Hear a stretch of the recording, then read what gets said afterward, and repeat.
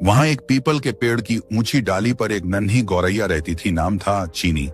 बाकी पक्षी ऊंचा उड़ते, कलाबाजियां खाते, लेकिन चीनी घोंसले के कोने में चुपचाप उन्हें देखती और मन ही मन सोचती, काश मैं भी उड़ पाती, बादलों के पार सूरज को छू पाती।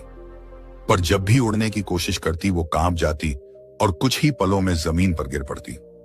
हर दिन पक्षी मजाक उड़ाते, अरे तू तो उड़ ही नहीं सकती, डरपोक है तू।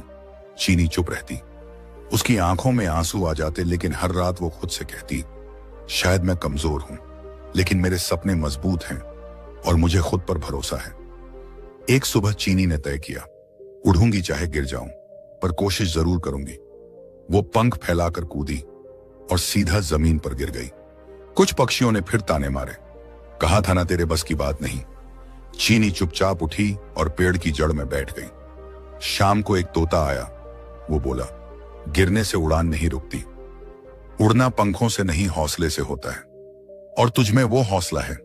उस रात चीनी ने पहली बार मुस्कुराकर कहा, मैं फिर कोशिश करूंगी, क्योंकि मुझे खुद पर भरोसा है। अगली सुबह कोई शोर नहीं था, कोई तालियां नहीं, बस चीनी थी और उसका सपना। वो फिर कूदी और इस बार थोड़ी देर तक उड़ पाई। जमीन पर गिरी जरूर, लेकिन चेहरे पर मुस्कान थी। अब मैं उड़ रही हूं, भले ही थोड़ा। एक दिन आंधी आई, सभी पक्षी घोंसलों में छुप गए, पर चीनी ने वहीं से उड़ान भरी। हवा से टकराई, पेड़ों से भिड़ी, लेकिन हर बार ऊपर उठी।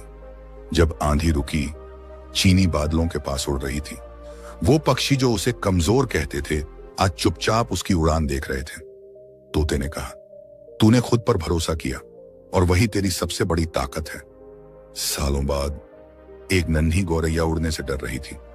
चीनी ने कहा, डर तो सबको लगता है, पर उड़ता वही है जो खुद पर भरोसा करता है। इस कहानी से हमें यह सीख मिलती है कि उड़ान पंखों से नहीं, इरादों से होती है।